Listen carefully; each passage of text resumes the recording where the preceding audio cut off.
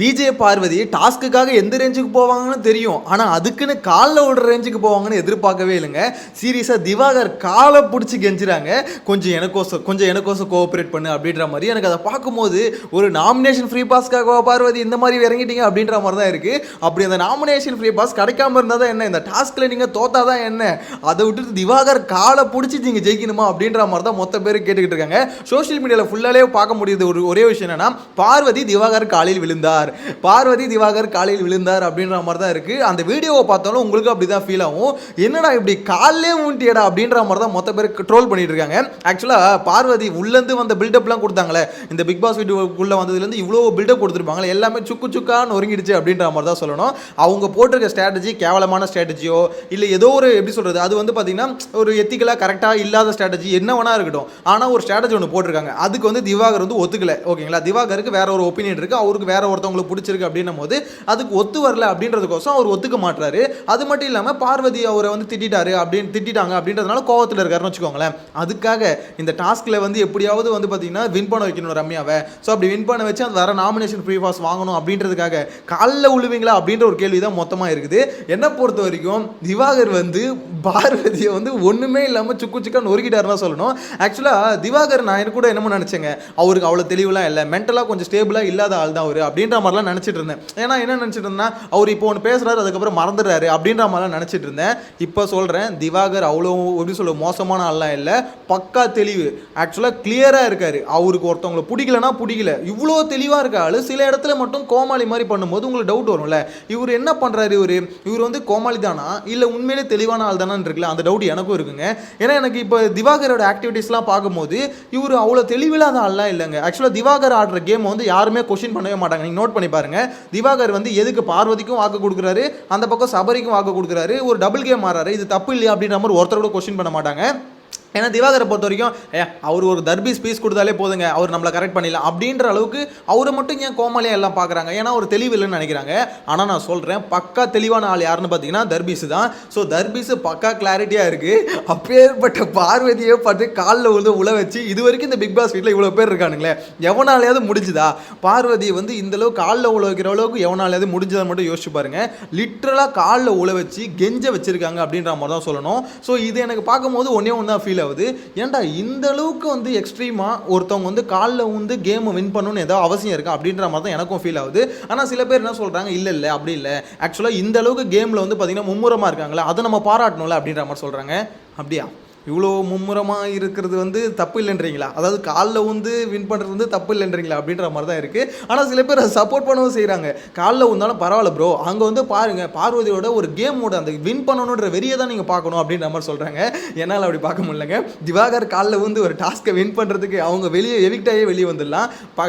எப்படி சொல்கிறது, வேக்கான வந்து நல்லா பேசிகிட்டு இருப்பாங்களே பார்வதி, அப்படிப்பட்ட ஆள் வந்து காலில் விழுறது வந்து என்னை பொறுத்த வரைக்கும் ரொம்ப எக்ஸ்ட்ரீமாக ஒரு கேவலம் அசிங்கம் அப்படின்ற மாதிரி தான் நான் பர்சனலாக ஃபீல் பண்ணுறேன். அதுவும் திவாகர் காலில் வந்தது வந்து இன்னும் அசிங்கம் அப்படின்ற மாதிரி தான் இருக்குது. இந்த மேட்ரு மற்ற ஹவுஸ்மேட்டுக்குலாம் தெரிஞ்சதுன்னு வச்சுக்கோங்களேன், அவனுங்களாம் எப்படி, அதாவது எஃப்ஜேக்கெலாம் தெரிஞ்சதுன்னு வச்சுக்கோங்களேன், பார்வதி காலி. திவாகர் காலில் உள்ள ஒரு நாமினேஷன் ஃப்ரீ பாஸ் கோசம் சொல்லி கலாச்சே பார்வதியை பார்த்தீங்கன்னா உள்ளே ஏதாவது பண்ணிக்க வச்சிருவான்.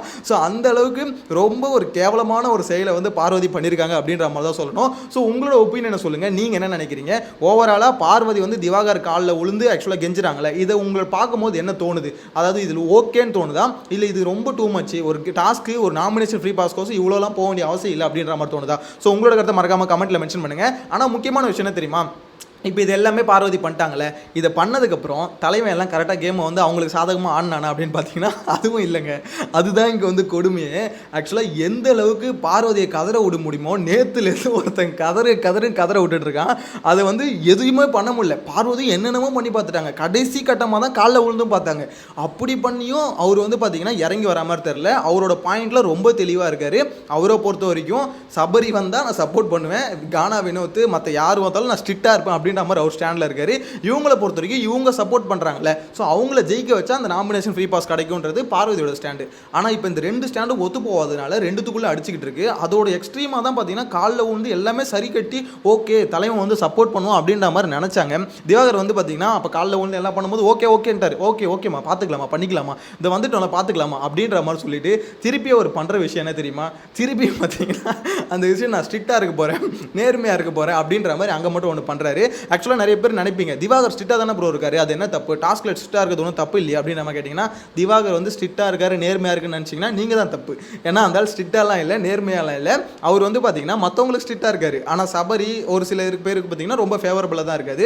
அதை லைவாக ஃபுல்லாக பார்க்குறவங்களுக்கு தான் தெரியும். என்னை பொறுத்த வரைக்கும் அவரும் ஒரு செட் ஆஃப் பீப்புளுக்கு வந்து சப்போர்ட் பண்ணிட்டு தான் இருக்காரு. ஆனால் அது வெளியே தெரிய மாட்டேது. ஏன்னா அதை கவர் அப் பண்ணுறதுக்கு வந்து பார்த்தீங்கன்னா அன்பு கேங் வந்து ஃபுல்லாக சப்போர்ட் பண்ணிட்டு இருக்கு. அவர் பண்ணுறது எல்லாம் கரெக்ட் அப்படின்ற மாதிரி ஏற்றி விட்டுட்டு இருக்கு. ஸோ அதனால் திவாகர் அதை சப்போர்ட் பண்ணுற பீப்புள் இருக்காங்களே அவங்க யாருமே பார்த்தீங்கன்னா கொஸ்டின் பண்ண மாட்டாங்க திவாகர். ஆனால் அவங்க எல்லாருமே என்ன ஆகுதுன்னா பார்வதி கொஸ்டின் பண்ணுறாங்க. அதனால தான் பார்வதி பண்ணுறது தப்பு, அவங்க பண்ணுறது தப்பு தான். ஏன்னா அவங்க வந்து ஒரு செட் ஆஃப் பீப்புளை சப்போர்ட் பண்ணி ஜெயிக்க வைக்கணும்னு நினைக்கிறாங்க. ஸோ அவங்க பண்ணுற தப்பு மட்டும் வெளியே வருது, திவாகர் பண்ணுற தப்பு வெளியே வரல அப்படின்ற மாதிரி தான் எனக்கு என்னமோ தோணுது. நான் பார்த்த வரைக்கும் அதுதான் என்னால் பார்க்க முடியுது. நான் ஃபீல் பண்ணுறேன்னு சொல்ல, லிட்டரலாக அதுதான் திவாகர் பண்ணுறாரு, அதுதான் பார்க்க முடியுது. ஆனால் இது எல்லாமே ஓரம் வச்சுட்டு ஒரு பக்கம் பார்வதியோட சுச்சுவேஷன்லேருந்து யோசிச்சு பார்த்துன்னு வச்சுக்கோங்களேன், உண்மையிலே சொல்கிறேன் ரொம்ப ரொம்ப ரொம்ப பாவமாக தாங்க ஃபீல் ஆகுது. ஏன்னா இவங்ககிட்ட நம்ம இதுக்கப்புறம் என்ன தான் பண்ணலாம், ஒருத்தங்கிட்ட அவனை அழிக்கவே முடியாதுன்ற ஒரு சுச்சுவேஷன் வந்துருச்சு. அவனை அடிக்கவும் முடியாது, அழிக்கவும் முடியாது, நிராயுதபாணியாக நிற்க சொல்ல பார்வதிக்கு அந்த ஸ்டேஜில் ஒன்றும் பண்ண முடியாத சுச்சுவேஷன் தான் காலில் விடுறாங்க. ஸோ அப்படி காலில் விடுற சுச்சுவேஷனுக்கு போயும் ஒருத்தன் அப்போ கூட இறங்கி வரல. அதாவது நான் உன்னை மன்னிக்கலாம் மாட்டேன், அதாவது பேருக்கு மன்னிச்சுட்டு எல்லாமே சொல்லிட்டு திருப்பியும் நான் பண்ணுறது தான் பண்ணுவேன்றாருனா இது வந்து பார்த்தீங்கன்னா எனக்கு தெரிஞ்சு ரொம்ப ரொம்ப எக்ஸ்ட்ரீமாக வச்சு செய்யறதுன்னு அர்த்தம். பார்வதி வச்சு செதுக்கிட்டாரு.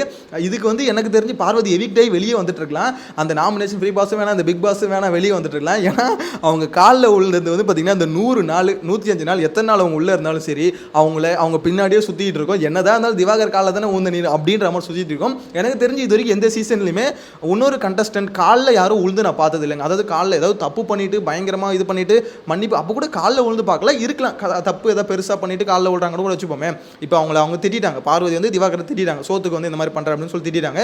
திவாகருக்கு வந்து என்னன்னா இவ்வளோ சீப்பாக என் பிகேவ் பண்ணுற அப்படின்ற கோவம். ஏன்னா அடிமையை என்ன இப்படி ட்ரீட் பண்ண, திவாகர் பாயிண்ட் ஆஃப் ஒரு பக்கம் பார்க்கும்போது கரெக்ட் தான். என்னென்னா என்ன எதுக்கு இப்படி ட்ரீட் பண்ணுற ஒரு மாதிரி அப்படின்ற மாதிரி கேட்குறாரு. எல்லாம் ஃபேர் தான் வச்சுக்கோங்களேன். ஸோ நீ திட்டிட்டு அதை உணர்ந்து சாரி கேட்டாங்களா பார்வதி அப்படின்னு பார்த்தா உணர்ந்துலாம் கேட்கல. அவங்கள பொறுத்த வரைக்கும் சிம்பிள் பாயிண்ட்டு, இந்த டாஸ்க்கில் நம்ம வின் பண்ணணும், இந்த டாஸ்க்கில் அடுத்த கட்டத்துக்கு போகணும், அதுவும் கடைசி கட்டம், இதுதான் கடைசி ரவுண்டு. இப்போ வந்து திவாகர் கொஞ்சம் கோஆப்ரேட் பண்ணார்னா வின் பண்ணிடலாம், நாமினேஷன் ஃப்ரீ பாஸ் வாங்கிடலாம். ஒன்ஸ் வாங்கிட்டோன்னா அதுக்கப்புறம் வச்சு செதுக்கிடலாம் அப்படின்றதான் திவாகரை வச்சு கண்டிப்பாக பார்வதி செய்வாங்க. ஸோ இதுக்கப்புறம் பண்ணிக்கலாம் அப்படின்றதான் பார்வதியோட ஐடியாலஜி. ஆனால் அதுக்கு திவாகர் வந்து ஒத்து வர மாட்டாரு அப்படின்றத இப்போ வரைக்கும் உண்மை.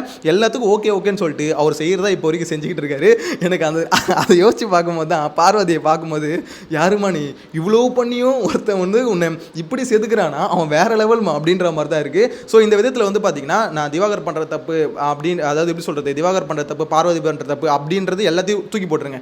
ஒரே ஒரு விஷயம், இவங்க காலில் உழுந்தது சரியா தப்பா அப்படின்றத நம்ம பார்க்கணும். ஏன்னா ஒரு டாஸ்க்கு ஒரு சிம்பிளான ஒரு விஷயம், இதுக்கு காலில் உழுற அளவுக்கு எக்ஸ்ட்ரீமுக்கு போகணுமா அப்படின்றத மட்டும் தான் நம்ம பார்க்கணும். ஸோ உங்களோட கருத்தை மறக்காமல் கமெண்ட்டில் மென்ஷன் பண்ணுங்கள். நீங்கள் என்ன நினைக்கிறீங்க, பார்வதி காலில் உழுந்தது ஓகே, ஒரு டாஸ்க்கு எந்த எக்ஸ்ட்ரீமும் போகலாம் ப்ரோ, போயிட்டு அந்த டாஸ்கில் வின் பண்ணுறோமா இல்லையா அதுதான் மேட்ரு அப்படின்னு நினைக்கிறீங்களா?